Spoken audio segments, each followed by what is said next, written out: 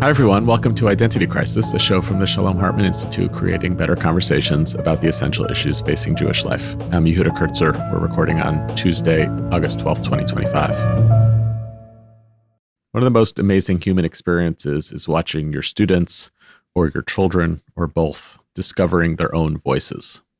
If you have little kids, there's nothing quite like their first words and the miracle of the process of language acquisition and articulation.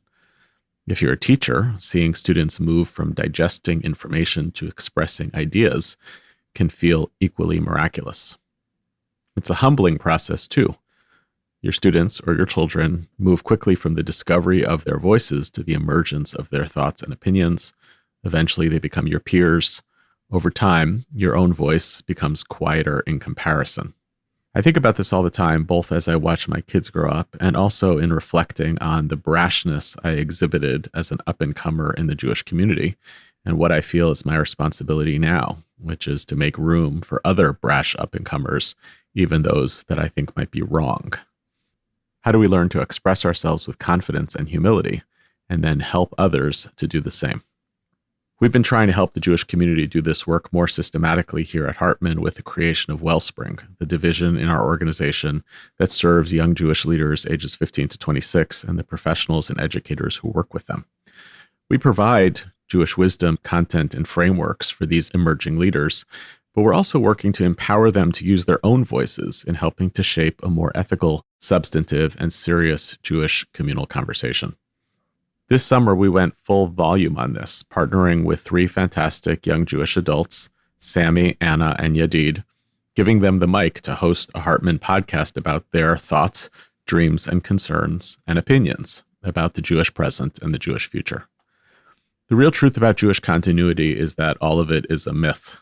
It's a constructed idea that relies on one generation sustaining and evolving Judaism while they're alive, to make it truthful to the realities of their lifetime and to try to honor what they inherited. And then, for that same generation to hand over Judaism to the custodians from the next generation, who they hope will do the same. Judaism is so vastly different as we move through time, from generation to generation, that we pretend that it's continuous, when it's really just a leap of faith in the passage of time and the transition of the generations. It's worth taking a snapshot in time of this work as it's happening, as one generation confronts the next, as you witness the transmission of wisdom and the emergence of confidence in real time. I think that this podcast, Future Tense, is a great example of all of this. In each episode, the hosts shape the conversation and then invite in a Hartman scholar to be their interlocutor, sometimes playing the role of teacher, sometimes of empathetic listener, sometimes a respondent. I was honored to be the guest in the final episode of the series, and we're presenting this episode to you today. But listen to the whole series. If some of it makes you a little anxious about the Jewish future, that's okay. The next generation will take it and make it theirs. That should be a source of comfort to you as well. Enjoy the episode. There are some Jewish spaces where I've been in where I've been told, look at everyone around you who's Reform or who's secular. None of their kids are going to be Jewish in 20 years. Allowing for universalism and the ability to be open will allow people to figure out on their own why they do want to be Jewish. What should we be doing tomorrow, a year from now, and a decade from now to create this better Jewish future that we're all imagining? I want young Jews to say, I have what to offer to my community and to its thriving, and I'm going to find the lane to do that. Welcome to Future Tense, a show that puts today's biggest Jewish questions in the hands of the leaders of tomorrow. I'm Yadid Orlow. Growing up at a Jewish summer camp, I often found myself reading books while everyone else was praying.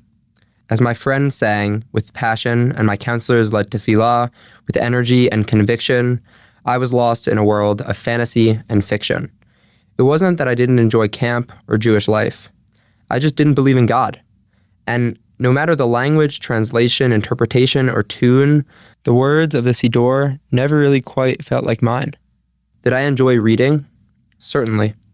But I did it because it was an infinitely more engaging and entertaining alternative to prayer. And as I felt an increasing sense of spiritual abnormality to my peers, a question began to emerge. Is there a Judaism that's right for me? If there is, what does that Judaism look like? And what is it called?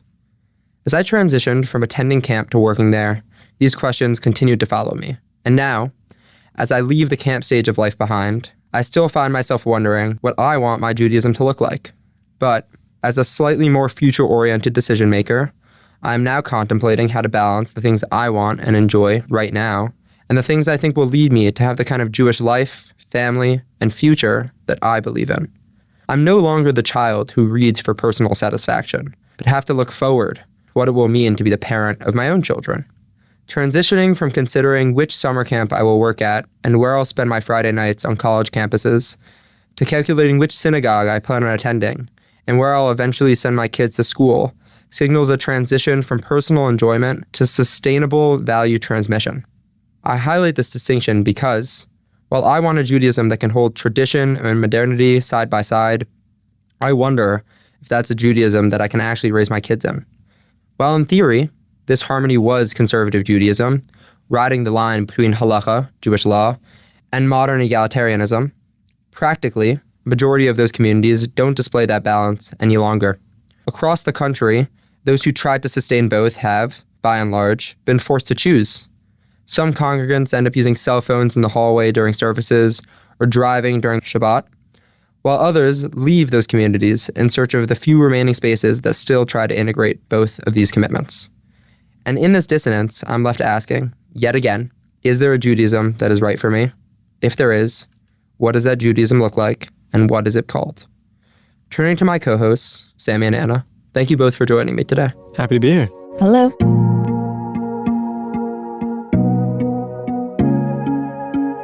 So, Sami and Anna, I'm wondering, how do you imagine your personal Judaism of the future?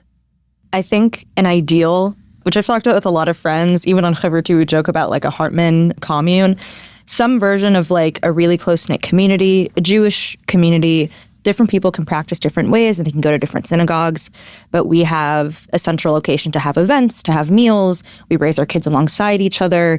We enter each other's houses. We're part of each other's families, but we are still close enough to outside areas for people to engage in the kinds of practice that they want. I realize also a lot of these things follow along with what a kibbutz is, which at its foundation, I think, is a lovely concept and way of building community and exposing your kids to different kinds of people that hold the similar value of love and respect and diversity. I want what Anna has. I want what you want. That sounds great. I think maybe I would just add, I've loved the way I was raised. Shout out, gracias mampa. I think that the being exposed to a diversity, sort of like a mishmash of Jewish ways of living and also non-Jewish ways of living. I really am someone who loves modernity, and I'm like willing to take risks to sort of try and be exposed to the non-Jewish world in ways that I think other Jewish friends maybe aren't. But I don't know exactly how I would paint the picture of what I want my personal future to be like. I think what I can say, though, is I want to raise my kids very similarly to how I was raised, or try to reproduce it in a similar fashion. And so I think, I'll tell you how I was raised. What my parents did for me and how I experienced it was that they had a certain set of values that they instilled in me. And they had, the practice that they, I think, ended up crystallizing in themselves, that was doing Shabbat, every week, and revolving family visits to Mexico, where most of our family is, around Jewish holidays, and making Jewish holidays and tradition very important to us, but also allowing us to be exposed and actively exposing us to other Jewish traditions, to sending us to a Jewish school where most of the practice itself was very dissimilar from what we had at home. And I think they were able to do that without feeling like I would stray too far from the tether, because even if I did choose to become more observant or to marry someone, frankly, who wasn't Jewish or who was super observant, I think they would have been okay with it, because they know they've instilled in me certain values, and that if I made a decision that was very different, it's because I had a really good reason to do so. I will say, though, that I'm a little bit worried about how reproducible that will be, because I think there are more risks now that I feel, for example, when thinking about sending my kids to Jewish schools, and that there's a lot more polarity and division around Israel and Americans' relationship to Israel, around how it's taught. I certainly am a little bit worried about exposing my future children to different ways of praxis in a way that before would have allowed them to still not compromise on values. Now I think they're going to maybe enter spaces where potentially they're going to be meeting lots of value conflicts that might make them feel lost. So I'm not sure if I'll actually be able to have what I imagine. Yeah, I mean, both of your answers are beautiful and incredible visions of the future. I think that this wrestling between what was I raised in, what do I want for myself, what do I want for my kids, all comes into play. And like this, same as you said, this transmission of values feels really fundamental to that. It sounds like both of you have named, whether it be in a communal sense or in a school sense, the value of like the institution and how there's something about outsourcing Jewish development beyond the scope of your own parenting that is really fundamental. So I guess pushing a step further, I'm wondering like, how do you imagine either in your own role or in large, the future of Judaism as an institution will change? I mean, I think together with parenting and raising kids is not just about the parent, it's also about the institutions that the parent is sending kids to. Ideally, the parent is almost as literate or as involved in the kid's education and livelihood as the institution, so that, let's say they go to an institution and they teach certain things, certain ideas or opinions that you don't agree with. Not, a child is coming home saying they learned this stuff and a parent saying, I have no idea about that. Or a child coming home and a parent saying, that's completely wrong.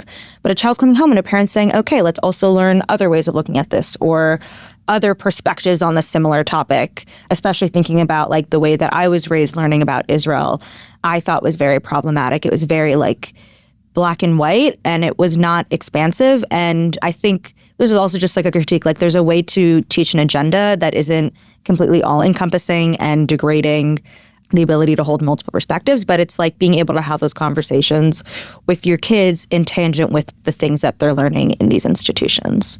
Yeah, I hadn't thought so much about that sort of balance of parents being as literate as those institutions, because I think in my experience, I did learn some things in school that my parents didn't necessarily know about, and I think that was something that they considered, like, do we want to send them to a place where like they're going to learn all these crazy things that we aren't necessarily as involved in? And actually, that's something that I really like about Hartman, and I promise Hartman's not asking me to say this, that I learned certain things on the Chavruta Gap Year program, a lot about sort of the sociology and politics in Israel and the US in particular, where I came home and I felt like, man, I really wish my parents had a similar language to talk with me about this so that they could challenge what I learned and so they could sort of like guide me back. And now they're going to go on a Hartman program and they're going to sort of have that same language. And so I think institutions that are able to interact with both the children and the parents in a way that allows the parents to then respond to what the kids are taught and sort of still guide them in the way they want, that's super ideal. Yeah, I mean, that reminds me of like, I know there's institutions that exist. Like I remember when I was in the West Coast, actually, there's a great school there called Gideon Hausner School. And I believe they do like kindergarten through 8th grade. And they're very intentional to have learning opportunities for the parents. Mm-hmm. I think that's really awesome because it's actually saying, we know that we have a diverse set of parents. We know that you're all bought into this ideology. We're not going to assume that you have these skills and this ability and this literacy. So we're going to offer it to you. That's really respectable. I think it's like, right, of course, part of it being like, it's both the parents and the institutions. It's like, the reason I'm sending my kid to a school and not homeschooling them is I know I'm not fully literate in everything. I know I'm not capable. I know my strengths. That's also, it's kind of like part of like parenting and leadership. They're different things, but there are some overlaps in like knowing your strengths and knowing like when you're a leader, when you're a parent, there are some things that are your responsibility and ways that you need to be able to talk to and care for your people. And you recognize I'm not an expert in everything. And so I bring other people as a part of my team to help my children understand the things that I can't help. But I think something that we keep going back to that's important to recognize is those values. Values are not necessarily, they include parts of education and knowledge, but a value doesn't have to be an opinion, and a value doesn't have to be, I'm going to teach you the history of, I'm sorry, this is the first thing I thought of, the Triangle Shirtwaist Factory fire. Like they'll learn that in school, but values of understanding multiple perspectives, values of understanding maybe why we follow certain Orthodox practices. And even going back to the personal, I know for myself, when I do eventually start a family and have kids, like I grew up with keeping a kosher home and keeping a house that was Shomer Shabbat and Shomer the different Chagim. I want to have that for my kids too. And part of that is because I believe in the value of celebrating those holidays. I believe in the value of Shabbat. I think it's my favorite part of Judaism, not just because it's like, I don't know, because we were told to do it. It's like, I guess it's good, it feels good, but it's like trying to instill your kids the deep understanding of even like the value of education and the value of learning from multiple sources is part of that, and how you can guide your kids in the way that they engage in those institutions. Yeah, I mean, that's fascinating. And thinking about these values and institutions and these conflicting almost forces, this feels like the perfect opportunity to welcome our guest, Yehuda Kurtzer. Yehuda Kurtzer is president of the Shalom Hartman Institute and host of the award-winning podcast, Identity Crisis. He's a leading thinker on essential questions facing contemporary Jewish life, with a focus on issues of Jewish peoplehood, the relationship between history and memory, and the questions of leadership and change in the Jewish community. Thank you for joining us, Yehuda. Thanks for having me.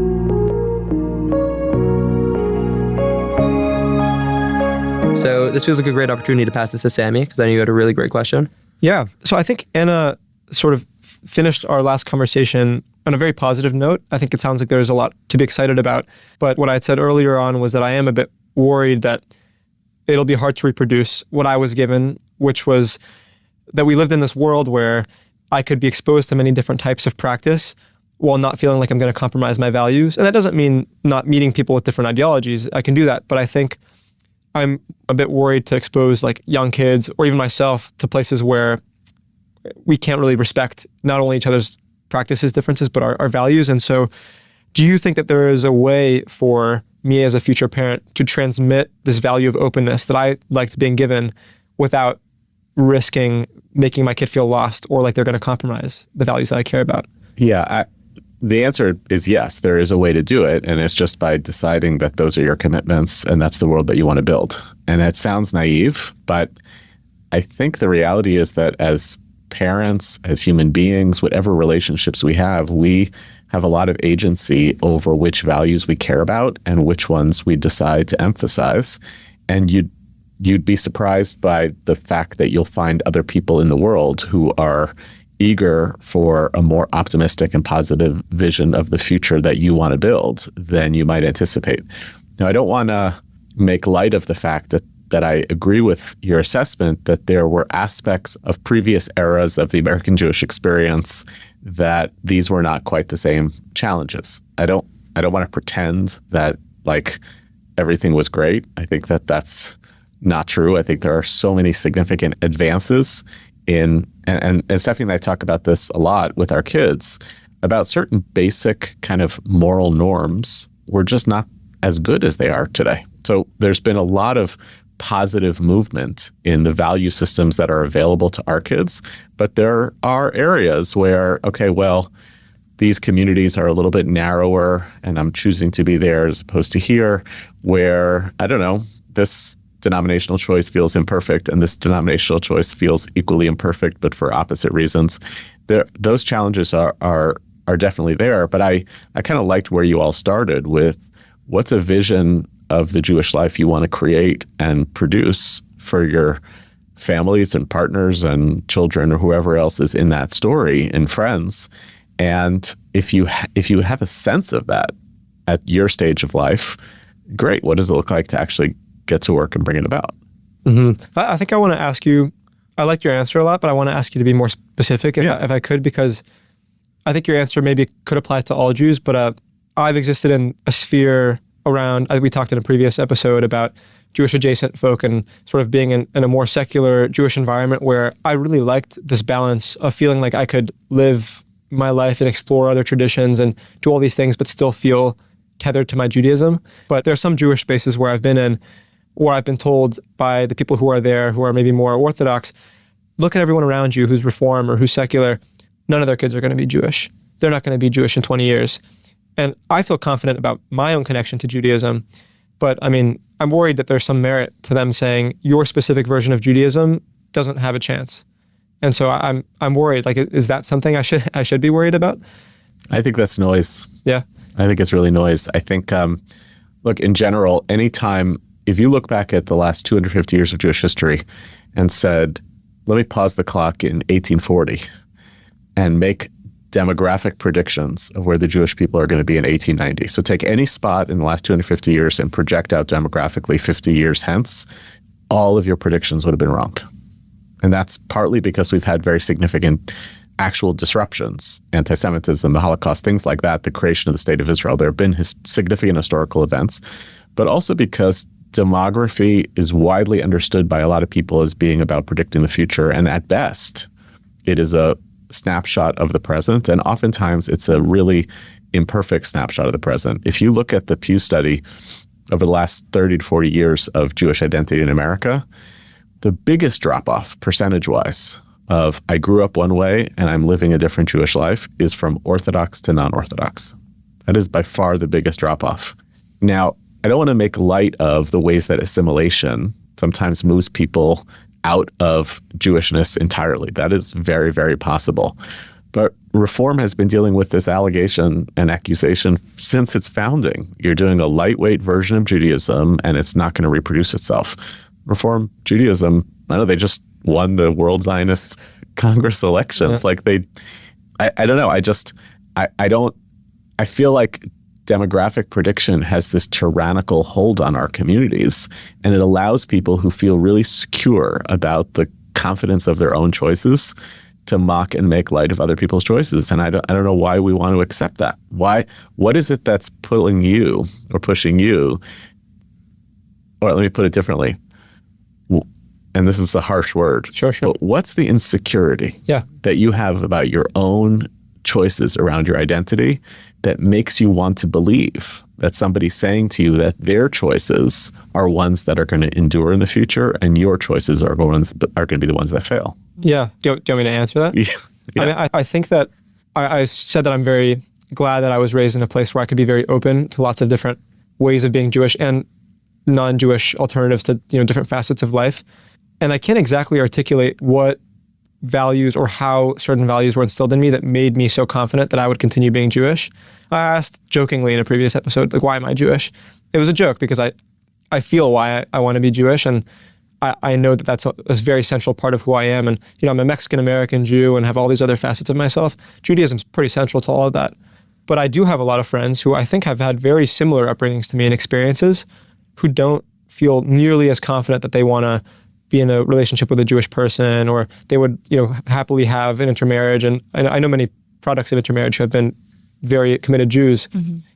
But I feel like if I can't articulate to that person who's accusing me of maybe being too light exactly what it is that's making me as tied to Judaism as them, like maybe my openness would allow me to someday change my mind and say, actually, I do have some issues with ethnocentrism and the nationality.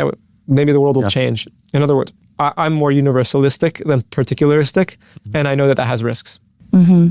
I think as a person, I'm a person that was raised Orthodox and kind of dropped off a bit, but still very much value and understand why that life is really good for people. My little brother just finished his second year of yeshiva, and he's starting Hesder with actually Yadid's younger brother in the fall.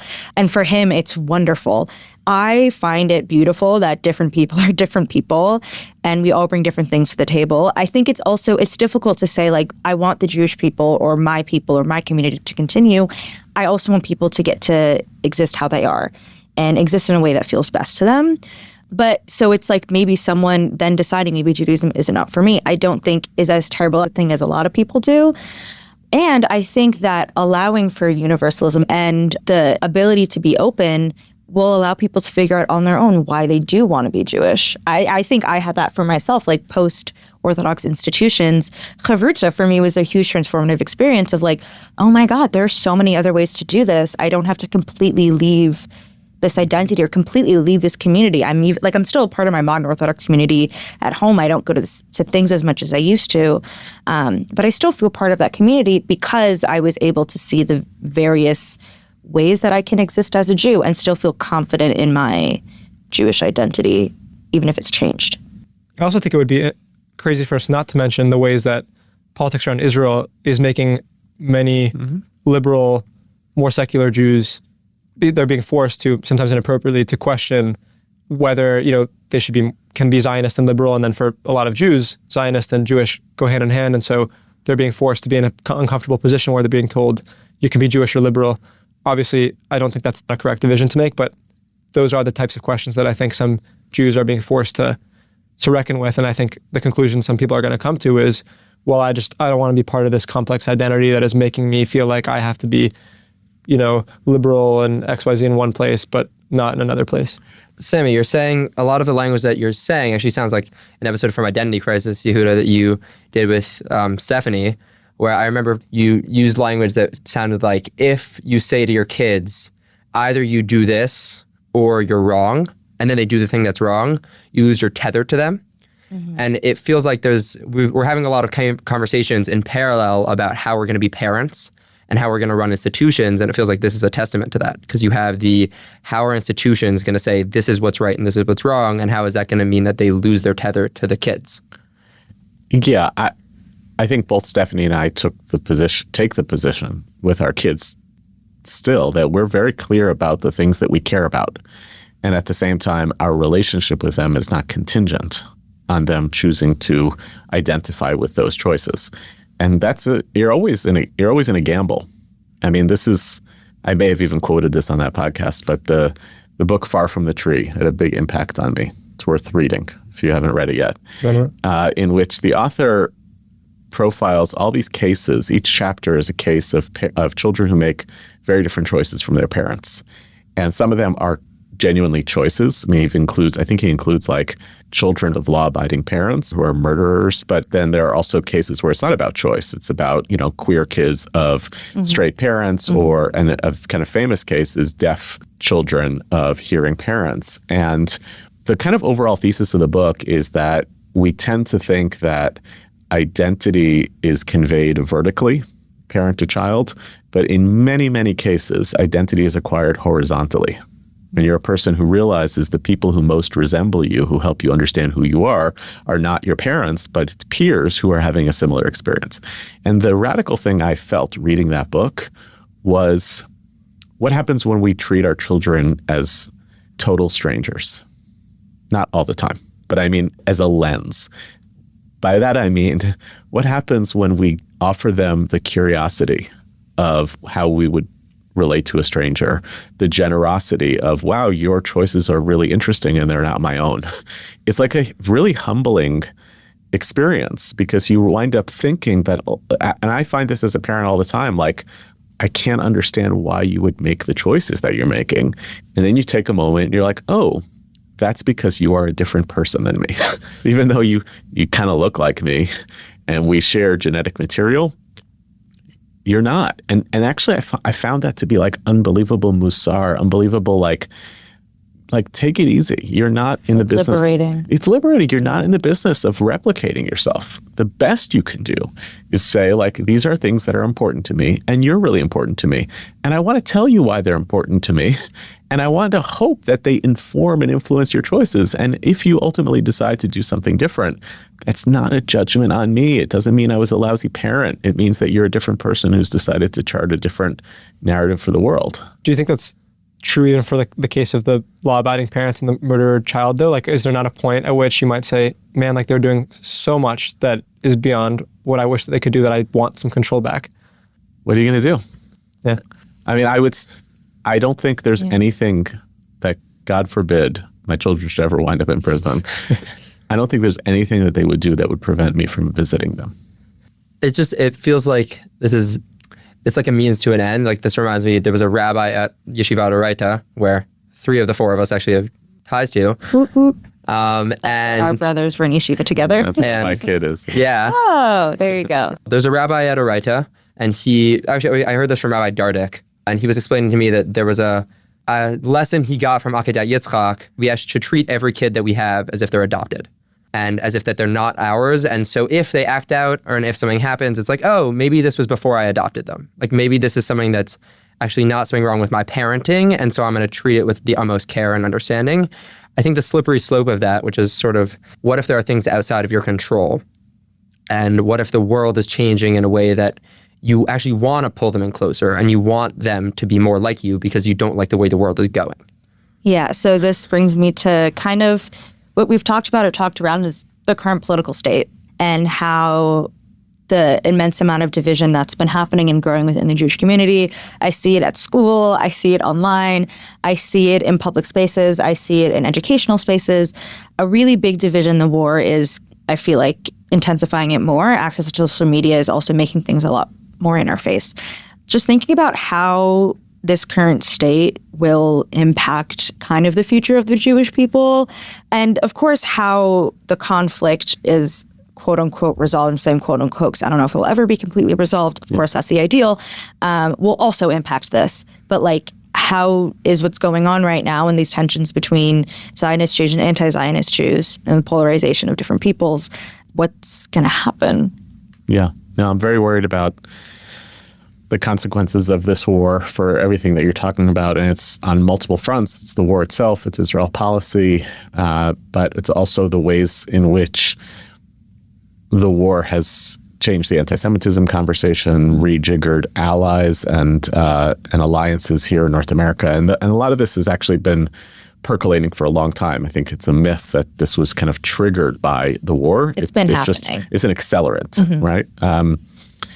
I'm particularly worried about the collapsing of important political calculations that Jewish institutions have to make vis-a-vis one another and the relationships for individuals, families, and communities. And this is it's kind of a normal and natural thing that this happens. But I've taken pretty clear positions throughout the war that there's been a realignment of the Jewish institutional landscape, and that the result is that there are some institutions that were kind of for a long time hanging around the left side of the Jewish community, but insisting that they were part of the Jewish community in one way, and basically have located themselves outside of that story, and that's okay. That happens periodically in organizational structures. That's going to inevitably happen. But I'm worried when that bleeds into, well, then that person is not my child. They're not part of my family. I'm going to sever personal relationships. Now, those relationships can get tried by moments like this, and they kind of should be tried. And that's the work of why relationships matter and why we push through to try to heal those relationships, why we try to make it work. But it's normal that they're going to be tested right now. What I'm really worried about is not the institutional realignment. It's the bleeding over into the toxicity of personal relationships. Yeah. And it goes to what we were talking about before. My identity, the complexity of my identity is not the same as my ideology, the things that I believe in. And that's not the same as the wide available network of relationships that I can cultivate in the world. And what's happened to us in this political climate is that we're collapsing all three of those. We're saying, I am not a complicated person. I'm a person who holds to these viewpoints. And therefore, here I've now circumscribed the limit of relationships that I have in the world. To be really human beings, you have to resist that collapsing. Here's my complicated identity.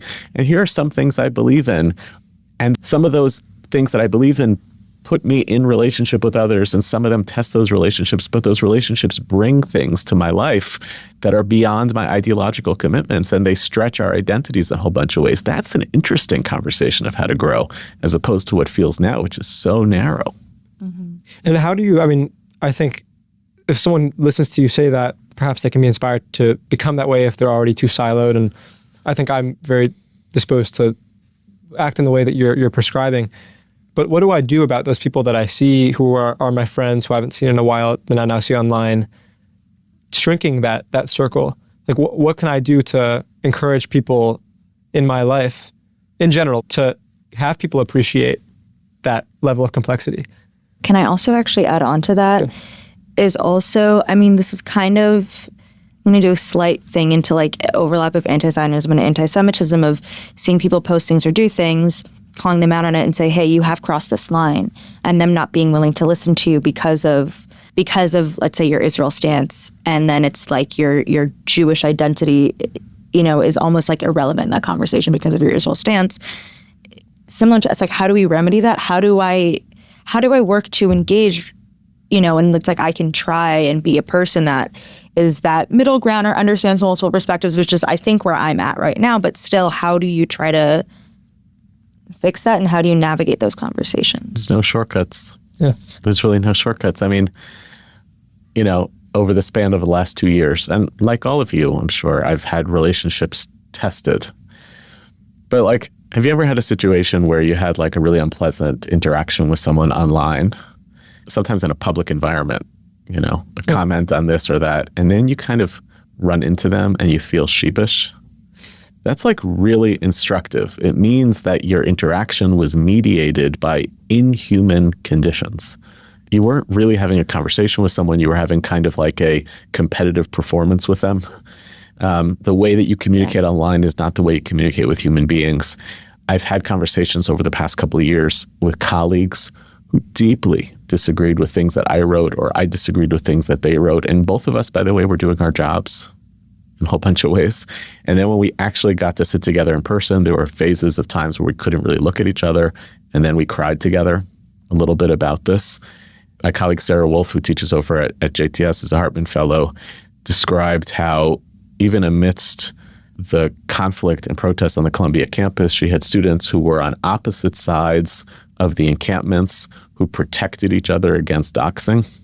And she was like, nobody sees that or understands that because those students actually have, social bonds and tethers and relationships that don't require of them to allow the political circumstances to pull them apart. So there's no shortcuts to any of this. I think there's so many opportunities for shortcuts when you think of the world and your relationships as comprised of ideological contest. Then, we just move into our camps, we fight about these positions.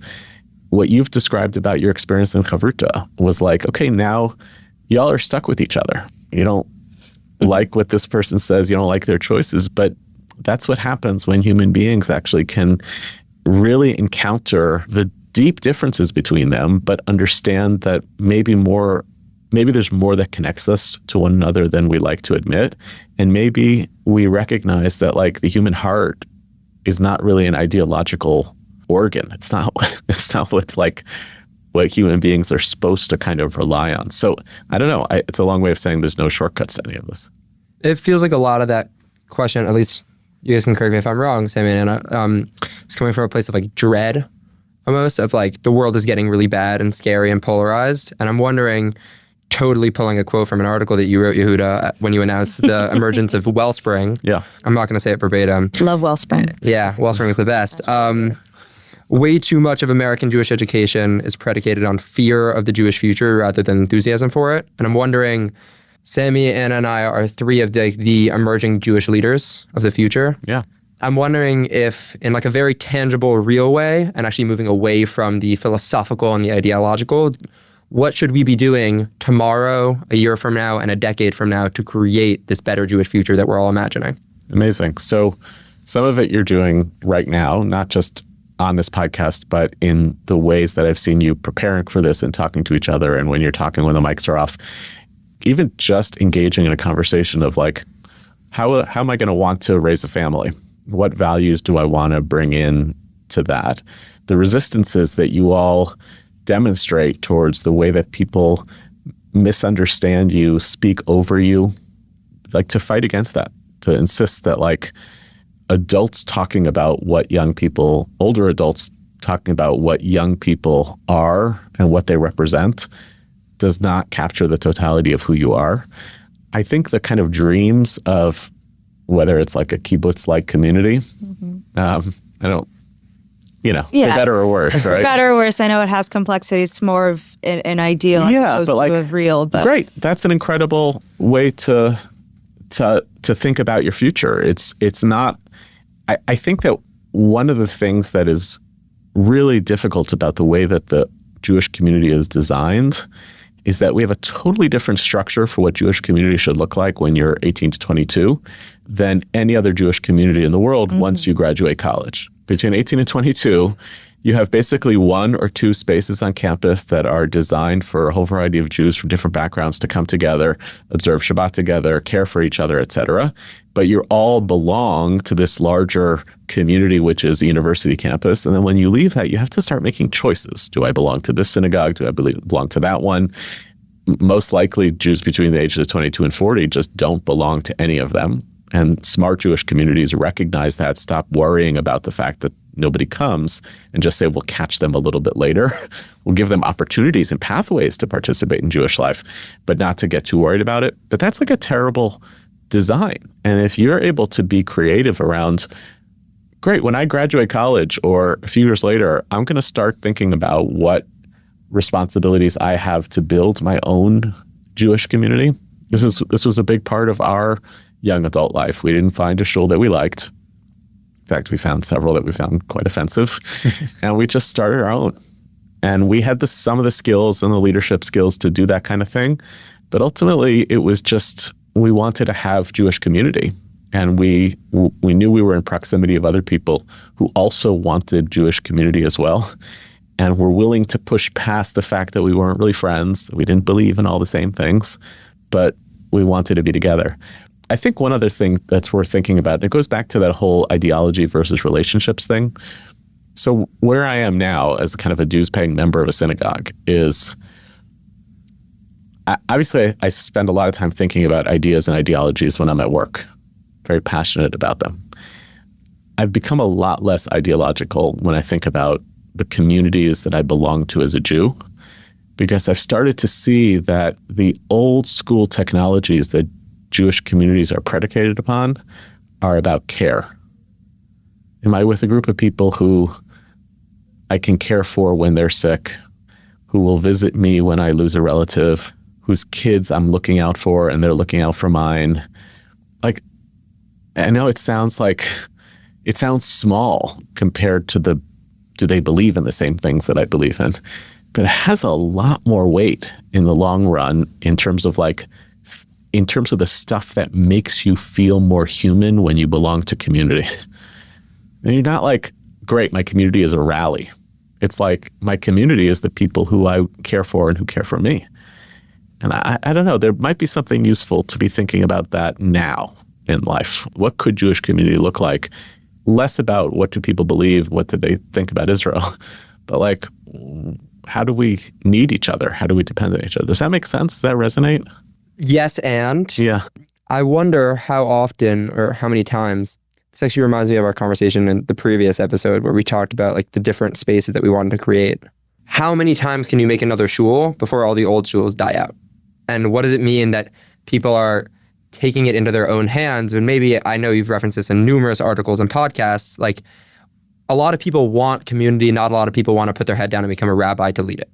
And there's a lot of people that want things and want to consume things, and maybe this is a product of the 18 to 22 being a consumer. What should we be doing to produce? Well, I'll just tweak your sentence a little bit. It's how many new shuls can be created before the old ones die out. It's actually while the old ones die out. These things, this is an organic process that's happened in Jewish life for millennia, which is we create new things while other things run their course. And sometimes they don't die fast enough. And sometimes you create a situation. There was a good situation on the Upper West Side where an emerging congregation ultimately merged with a shrinking congregation, and now they share space together. That's like a good story. There should be more of those types of things, more mergers and acquisitions in Jewish life. But it's important to not feel, as I was oftentimes made to feel, you're starting something new instead of joining something else. You're doing something wrong. Right? You should be just belonging to something that sucks as opposed to creating something that you want. That's just like a bizarre thing that we demand of people.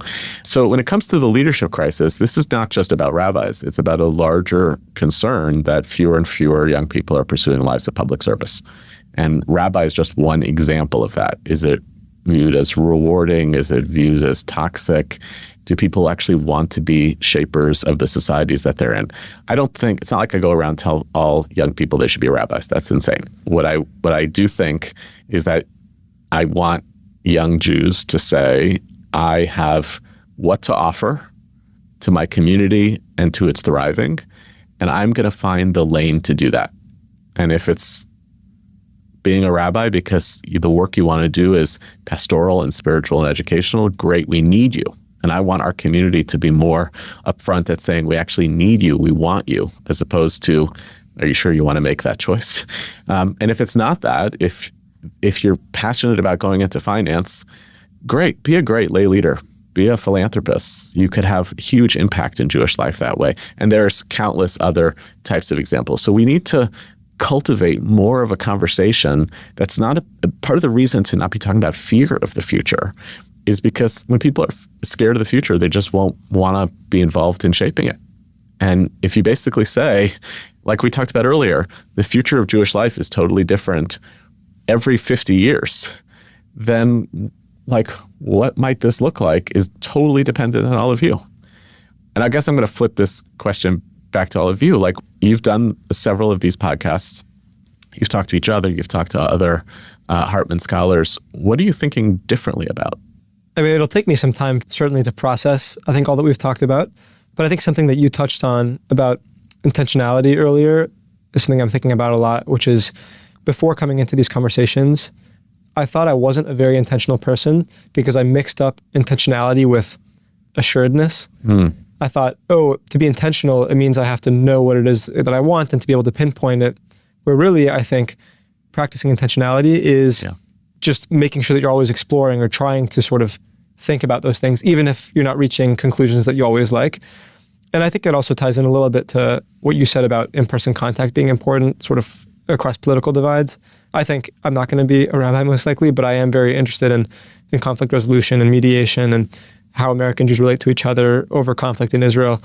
And I've certainly felt that in-person contact is super important. And I think there are some times where I've gone into a conversation, mostly in person, or online that have gone poorly, in person that have gone very well, or sometimes haven't gone super well. Even the ones that haven't gone well, the ones where I felt like I didn't make a new friend out of this, or we didn't understand each other well, I don't think I've ever had one that felt like I regret having done this. I think I will always take the opportunity to meet someone I disagree with, because I know that it'll help me in sort of practicing intentionality and helping me figure out how I can contribute more to the Jewish world around me. I was going to say, kind of adding on to what Sami was saying, is I think I'm pretty good at having conversations with people I disagree with, but it's something I want to continue to work on and get better on. And I think that's something that has come up for me a lot throughout this, is how important that is. And I think with certain issues, especially in conversations surrounding Israel, I feel like I've experienced with people and communities and events on like complete opposite ends, and personal relationships with people on complete both opposite ends. And so I feel like that's a kind of thing where I can disagree with people, but I have a baseline of respect and understanding of why they think what they think, why they feel what they feel, and not to denigrate it. There are some other issues where I don't give people that same level of respect. And I was thinking about the thingies, I have, childhood friends who I see now who I love. They have some opinions that I strongly disagree with, but I still love and appreciate them. But there are other people who have those same opinions that I completely disagree with, and I'm like, they're terrible people, I won't talk to them. Why am I not giving those people that same level of respect? And so that's something I want to be better about. And also tying to what you're saying towards the end, like I also do feel very hopeful. I think I did before, but again, it's being in spaces like this and being with my co-hosts and being with you, people who really care about a future of Jewish people who I know will continue to put in the work, whether or not these spaces already exist. I know that we've all been part of creating spaces like that already, or continuing to work on those spaces. Like, I think gives me a lot of hope for the future of Jewish peoplehood. Yeah. That's fascinating, because actually when I think about the future, I'm actually very tense, because as I've thought about Judaism more, it seems more and more like an ecosystem, and it's very codependent. There's almost like a perfect symbiosis that's been achieved. And we're getting very polarized as a world. And I'm afraid that even though we're having these conversations and they're very rich, we are siloed in our conversations. And it's great that we have pluralism, and it's great that we have these diverse conversations about deep and meaningful concepts, and we're doing them in a studio as opposed to with thousands of people. And it's frightening. Hopefully this reaches thousands of people. And I want to say two things to what you all just said. One is, I love the language around intentionality. We talk a lot in our work at Hartman about how sometimes the activity is the outcome. This is part of a larger resistance against the notion that, the distinction between means and ends, that you're supposed to be so obsessed with the ends that it doesn't matter what means you engage with, which is kind of at play in our democracies right now. But the same is true oftentimes thinking about Jewish education and Jewish community. You want to have an outcome where people talk respectfully to each other, where they engage across difference, where they can have Shabbat meals together. You do that, and then you have the outcome. And that's true here. You're talking to each other. You are thinking out loud. You are taking risks in imagining your own future. You're talking about networks of relationships and friends that you're struggling with. That activity ultimately becomes an outcome. You start developing habits of ways of being in the world, and then the world, at least around you, starts to accommodate that. And I guess one thing just to think optimistically about your ecosystem metaphor. Yeah, first of all, that ecosystem's never been that great for what it's worth. But maybe even just thinking like, staying with the metaphor, there are times when in an ecosystem, parts of it are undergoing some desertification. Great. So we know that, right? What was once a healthy part of the ecosystem is now struggling. How do I move to a different part of that ecosystem? Or what creative energy do I use to reverse some of that process? The key point is to never lose a sense of agency about the Jewish future. The minute you get to that place of this is not in my control, these conditions are something that I can't work with, the minute you make that choice, you are down a fatalist rabbit hole. And I guarantee you that future will be exactly as bleak as you anticipate it will be. You can never lose that. You just say, and I say this a lot, we just don't get to choose what era of Jewish history we're born into. I would say this one is still pretty good compared to virtually every other time Jews have been alive. A golden age of sorts. Yeah, you don't get of sorts. You don't get to choose what era of Jewish history you're born into. You just get to choose what kind of Jew you want to be in that era. And once you get to that place, you can say, great, now I have a lot of control over who I am, what I want, what I want to see, and I got to get to work doing it.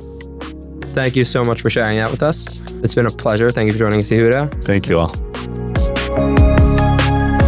Thanks for listening to our show, and special thanks to our guest, Yehuda Kurtzer. Future Tense is produced by me, Tessa Zitter, and our executive producer is Maytal Friedman. Our faculty advisor is Deb Bearer, and our production assistant is Anna Light. This show is edited by Ben Azevedo at Bear Cave Audio and features theme music by Gabe Scherzer. Transcripts of our show are now available on our website, typically a week after an episode airs. We'd like to hear from you about the show. If you have comments on this episode or have ideas for future episodes or seasons, please write to us at futuretense@shalomhartman.org. To keep up with Future Tense and the Shalom Hartman Institute, follow us on Instagram, Facebook, and YouTube at Shalom Hartman Institute. For more ideas from the Shalom Hartman Institute about what's unfolding right now, sign up for our newsletter in the show notes and subscribe to this podcast everywhere podcasts are available. See you next time, and thanks for listening.